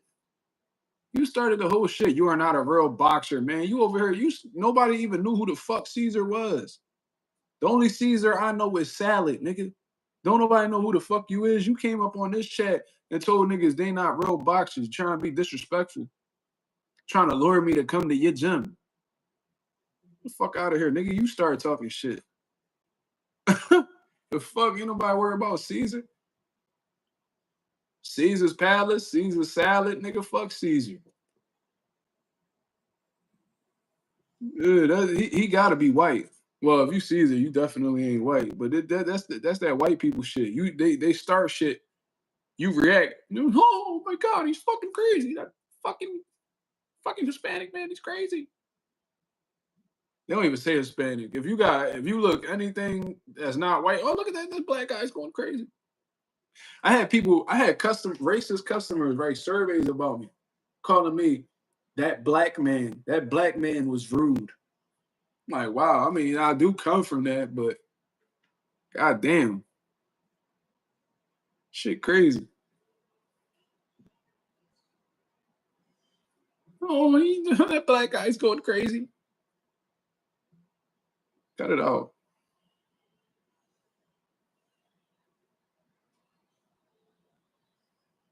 Yes, sir. Shout out to the boy Aaron in the building. He says, let's keep it positive. Fam Bams. Never heard that before. Much respect to the channel, Mazuma. Appreciate the real boxing talk, Cuzzo from LA, West Coast. Man, I need to go back to LA. I need to go back to LA, man. I'm mad that I only been to LA one time, and it was during the quarantine, man. So I didn't really get to appreciate LA like I should have. You know what I'm saying? I heard you got to watch your colors out there. You feel what I mean? Marky Dan, on my son life, they call me a black man. Now, I guess you don't really interact. I guess you've never really interacted with a racist, because you cannot look like a black person, but if you're not white, they don't look at you, they'll call you black. Trust me. And I bet you my father probably darker than you, Marky. And if my father ain't darker than you, I bet you my grandfather darker than you. You know what I mean? So what is we even talking about? Black father, white mother, bro. That's what you get. How the fuck I don't look? Y'all motherfuckers niggas be talking about I don't look black, but y'all compare me to black people all the time. Y'all niggas be saying I look like Jason Tatum. That nigga black from what I understand. The fuck?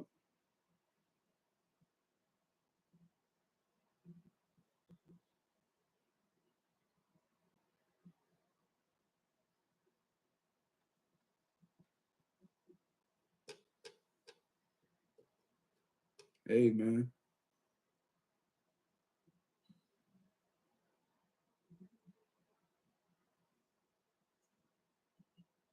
Shout out to the boy Aaron, man. I gotta go to LA though. I would love to go back to LA. I want to see what it's like over there. I heard it's totally different from the West Coast, man. Eddie Alvarez says, salute from Michigan. Eddie Alvarez, did you vote for my son Micah Rosa?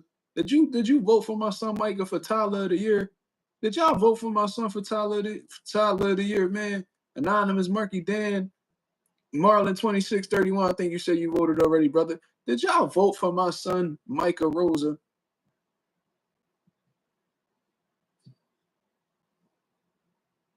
What? What is this dude talking about? They say us light skins look like everyone. Facts. This should just be funny. I mean, you can't be black. Okay, I told y'all I am. But every chance y'all get, y'all compare me to black men. So I don't even understand. Do I look black or am I not black? Like, do I look black or not? So every chance y'all get, y'all talking about I look like somebody who black.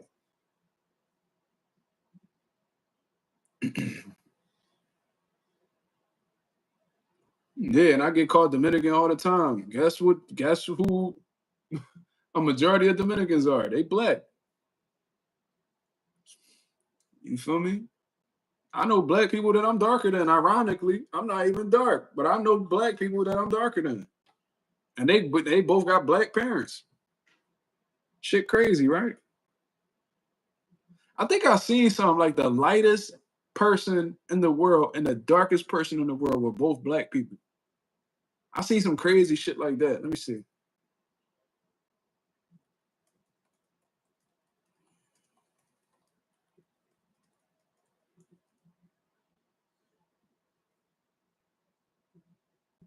What the fuck? That is not real. Yeah, the world's darkest and lightest men both are black. That's crazy. That can't be real. For him to be that white is crazy. Yeah, that's real. I wish I could share it.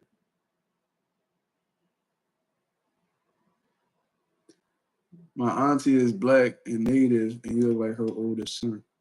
It's crazy. Mazuma could be a secret agent. He could blend in amongst Arabs, blacks, Latinos, and Europeans.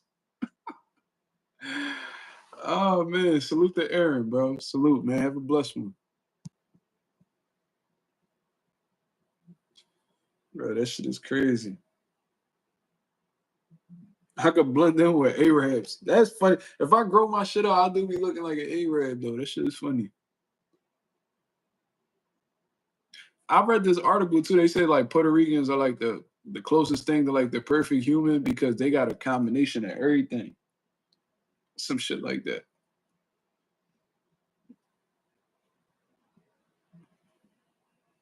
Let's see. We talking about blending with A-Red. I let my beard grow out. I'll be looking just like them. Y'all motherfuckers put that motherfucking what's that shit they be wearing on their head? Where that shit that Turkey Al-Sheikh got on his head and all that. I'll blend right in with them. For sure. But anyways, we got any more topics before we get up out of here, man?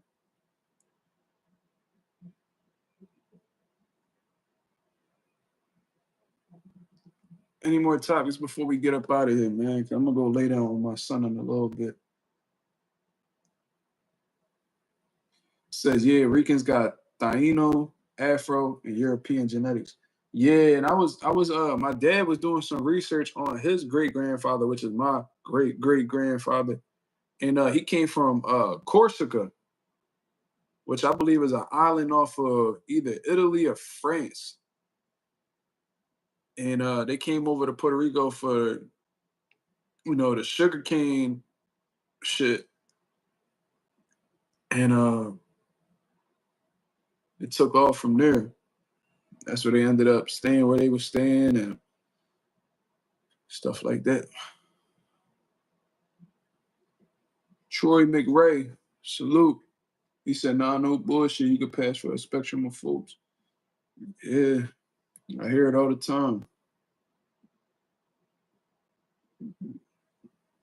I hear that all the time.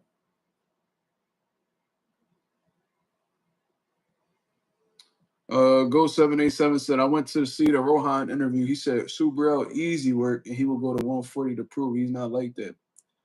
I don't think Subrel, and I said this before, is Subrel beatable? Yes, he is. We've seen him lose twice. Obviously, he's beatable. But I don't think he's an easy style for anybody. And Rohan, he a bully, bro. Like you could tell how the way he talk, he a bully. I want to see what type time Rohan on when motherfuckers hit him back. That's what I want to see. Like when niggas really can match him for he give me bully vibes. And usually bullies they pussy. I'm not saying he is. I'm not saying he is. I don't know. I don't know him too well yet. You know what I mean? But he's just like a real, like, you know what I mean? He come across like with that bully mentality. He think he could just dog walk everybody and shit like that. If that's the case, you know what I mean? Get yourself in a position where you could fight Super L. You talking shit a whole weight class above you. How about the motherfuckers that's around you?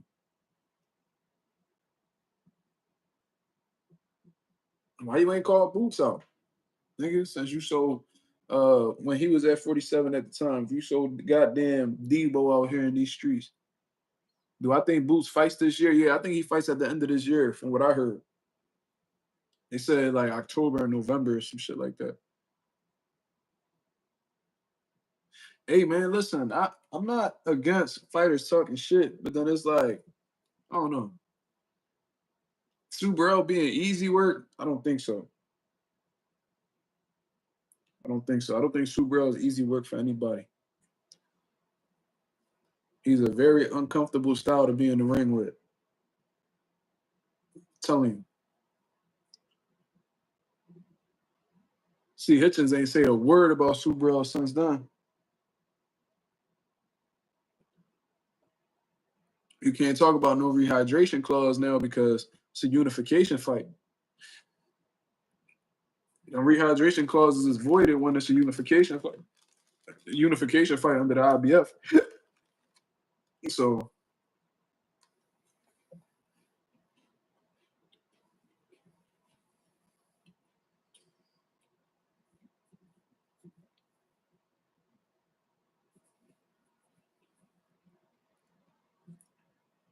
Troy says he definitely has an uncomfortable style, but he gets hit a lot. He gets hit, but he's also hitting you. So it's a matter of like, can you take it as much as you dish it out? Pause. That's what makes Super L such a difficult style.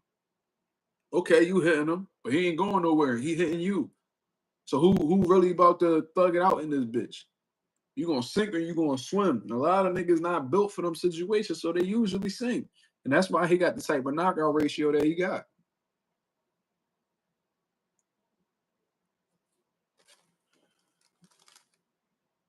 So that's what makes him difficult. He's beatable, yes. I'm not gonna sit here and act like he not. I ain't never been one of those. All my fair fighters, past, present, they all could be beat.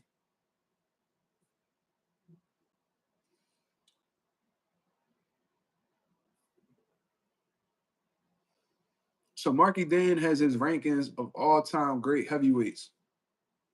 He got number 1, Ali, number 2, Lennox, number 3, Joe Louis, number 4, Larry Holmes, number 5, Holyfield, number 6, Foreman, number 7, Frazier, number 8, Usyk, number 9, Rocky, and number 10, Liston. Anonymous says, who's a fighter you thought career was gonna be better than it turned out to be? Felix Verdejo.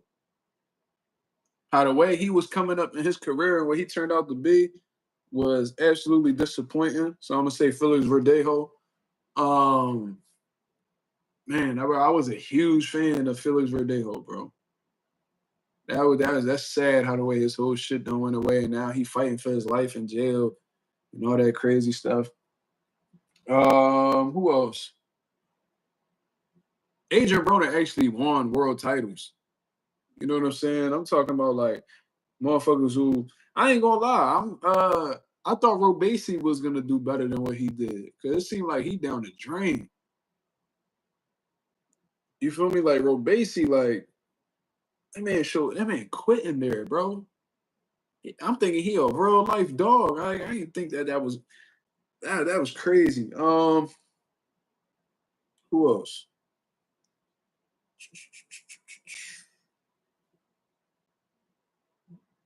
I thought when Anthony Yard first came on the scene, I'm like, yo, this guy, he has a lot of fucking potential. When Anthony Yard was first coming up at 175, I'm like, yo, this dude could fucking fight. Gary Antonio Russell, he been a little quiet. He got time though. Espinoza Park Robesi. Facts. Espinoza started hitting that nigga with that shit. He said, no, I quit. Oh man, I'm trying to think of some Philly fighters I probably don't know about. Mm,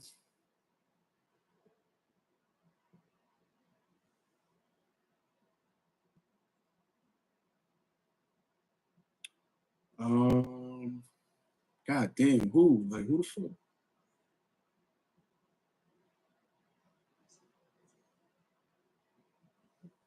Yeah, Felix Verdejo is my biggest disappointment, bro.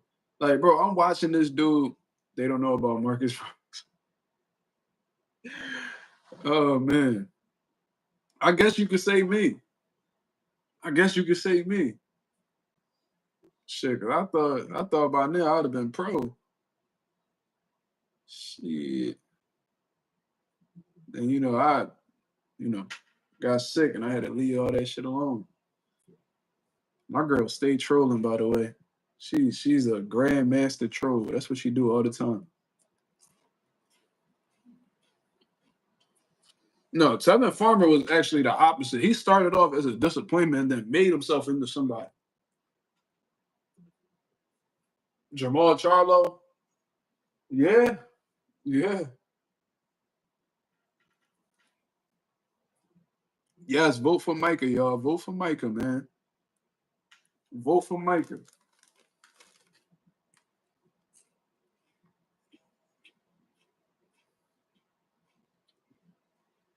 Demetrius Andrade, two-division world champion, but I see what you're saying. Like, mhm.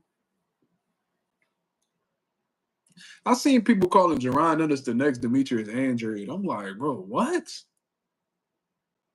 How? Oh, he's making terrible decisions. We're not taking this fight and not taking that fight. He's gonna be the next Demetrius Andrade. I'm like, y'all niggas tripping, tripping.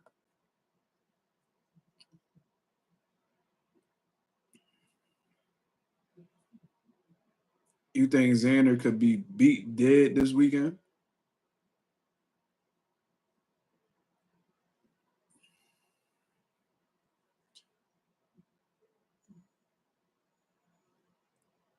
The dude is dangerous. The dude is dangerous. I think Xander's offense is going to be a little bit overwhelming for Dude. I think he's going to get the better of the exchanges.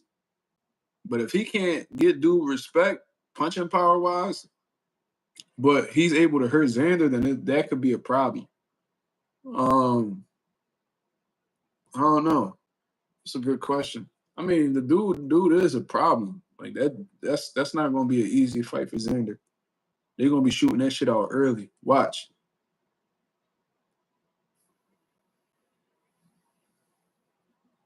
Yeah, J Cash. The only way it'll let you vote without your Facebook is if you make a if you pay if you put money up, and the minimum is like $10 or some shit like that.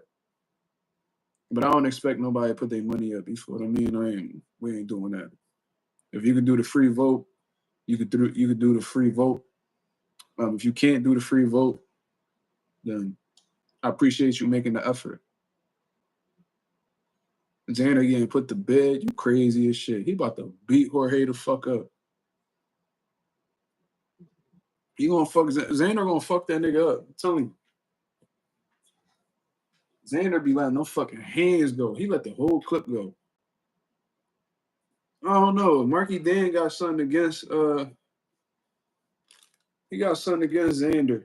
I think he don't like Puerto Ricans. That's what I think. He always saying he be saying that little sneaky he be saying that little sneaky shit to Slime, insinuating like ice and all that shit. You talking shit about Xander because he Puerto Rican. You be throwing your little shots at me and shit like that. I don't know if it's because you from that little bum ass island that you from. I don't know. You know what I mean? Like, I don't know. I don't know what it is. And ain't like St. Croix pretty close to Puerto Rico, nigga?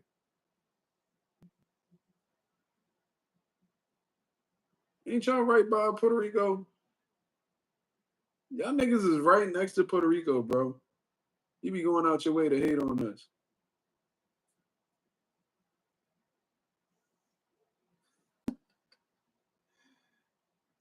Yo. When Xander win this world title, Marky Dan gonna be sick.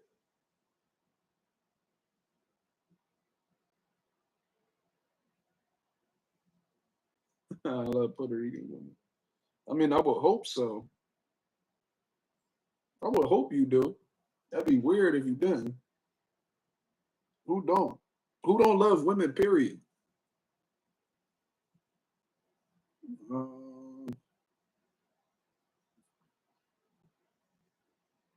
I'm gonna watch more of Jorge. I'm gonna watch a little bit more of him, but from what I see, they're gonna be shooting that shit out. That's gonna be a very, very exciting style matchup. That's gonna be a very exciting style matchup.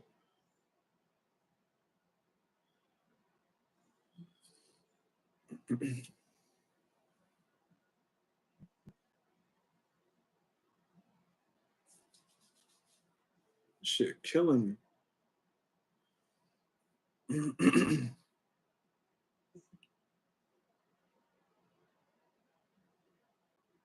It's tricky.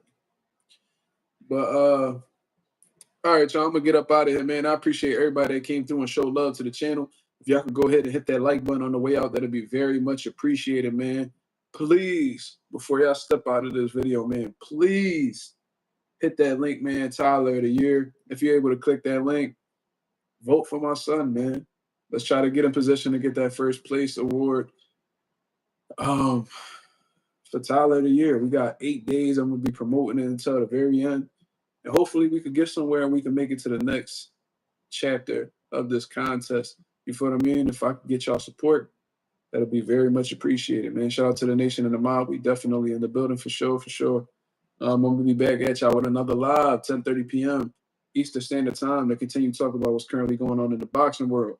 Until then, y'all have a blessed, beautiful one. I'm up out of here, man. Peace.